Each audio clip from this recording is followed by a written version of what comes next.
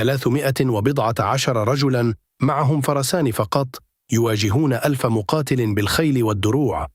وفي عريش صغير على تل رجل يرفع يديه ويقول: اللهم إن تهلك هذه العصابة لا تعبد في الأرض. فماذا حدث في هذا اليوم؟ أهلا بكم في حلقة جديدة من سلسلة السيرة النبوية من قناة نور السيرة. في 17 من رمضان في السنة 2 للهجرة التقى الجيشان عند بئر بدر في يوم سماه القرآن يوم الفرقان، لأنه فرق بين الحق والباطل إلى الأبد. وصل المسلمون أولا فنزلوا في أول موضع بلغوه من الماء، وكان هذا خطأ عسكريا كبيرا، لكن أحدا لم يجرؤ على مراجعة النبي إلى رجلا واحدا. سأل الحباب بن المنذر: يا رسول الله، أهذا منزل أنزلكه الله فليس لنا أن نتقدمه، أم هو الرأي والحرب والمكيدة؟ قال: بل هو الرأي والحرب والمكيدة. فقال: إذن ننزل على أقرب ماء من القوم، ثم نعطل ما وراءه من الآبار، ونبني حوضا نملأه فنشرب ولا يشربون. فأخذ النبي برأيه فورا، قائد يستمع لأصغر جندي. واقترح سعد بن معاذ أن يبنى للنبي عريش على مرتفع ليكون في مأمن، وتبقى القيادة سليمة مهما جرى. تخطيط يسبق زمانه بقرون. ثم خرج يسوي الصفوف بسهم في يده، فمر بسواد بن غزية وقد خرج عن الصف، فطعنه في بطنه طعنة خفيفة، وقال له: استوي يا سواد. فقال: أوجعتني يا رسول الله، وقد بعثك الله بالحق والعدل، فأقدني من نفسك. فكشف النبي عن بطنه، فاعتنقه سواد وقبله، وقال: أردت أن يكون آخر عهدي بك هذا. وفي المعسكر الآخر قام عتبة بن ربيعة يحذر قومه: يا قوم ارجعوا، فإنكم إن تقتلوهم لا ينظر أحدكم في وجه رجل إلا وقد قتل ابن عمه أو أخاه. فقام أبو جهل يستفزه ويتهمه بالجبن أمام الناس، حتى ثارت حمية الجاهلية في صدر عتبة، فتقدم ليثبت شجاعته. كلمة واحدة من متكبر أشعلت حربا كاملة. وبدأت المعركة بالمبارزة. خرج عتبة وأخوه شيبة وابنه الوليد، فخرج إليهم من المسلمين حمزة وعلي وعبيدة بن الحارث، فلم تطل. قتل حمزة وعلي قرنيهما سريعا، ثم أعان عبيدة على قرنه، وقد أثخن بجرح سيموت منه بعد أيام. 3 من أشراف قريش سقطوا قبل أن تبدأ الحرب.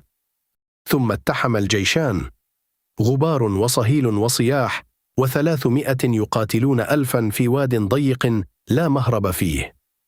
وفي العريش وقف النبي يرفع يديه ويلح على ربه حتى سقط رداؤه عن منكبيه، يقول: اللهم أنجز لي ما وعدتني، اللهم آت ما وعدتني. فأخذ أبو بكر رداءه فرده على منكبيه وقال: يا رسول الله، كفاك مناشدتك ربك، فإنه سينجز لك ما وعدك. صاحب يهدئ وقلبه أشد اضطرابا. ثم خرج إليهم فأخذ قبضة من الحصى ورمى بها نحو وجوه المشركين وقال: شاهت الوجوه، فما منهم رجل إلا وقد ملئت عيناه ترابا. رمى بيده والنصر من ربه وحده. وأمد الله المؤمنين ب1000 من الملائكة يتبع بعضهم بعضا، يثبتون قلوب المؤمنين ويلقون الرعب في قلوب عدوهم. مدد لا تراه العيون ولا تقوى عليه الجيوش.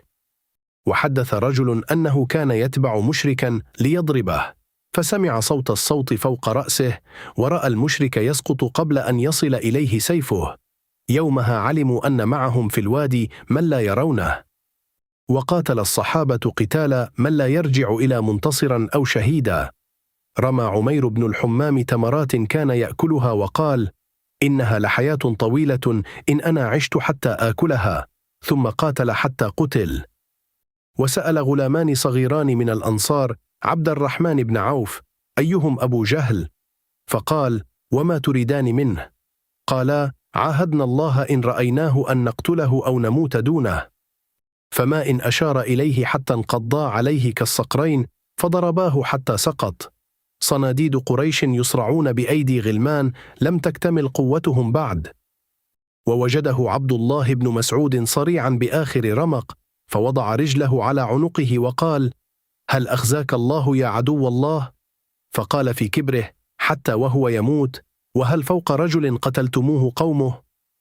فلما بشروا النبي بمصرعه قال: هذا فرعون هذه الأمة، رجل قضى عمره يعذب الضعفاء ويسخر من الفقراء، فانتهى ملقا في الرمل. ورأى بلال أمية بن خلف الذي كان يعذبه على رمال مكة، فصاح بأعلى صوته: رأس الكفر أمية، لا نجوت إن نجا. فسقط الجلاد حيث سقط كبره.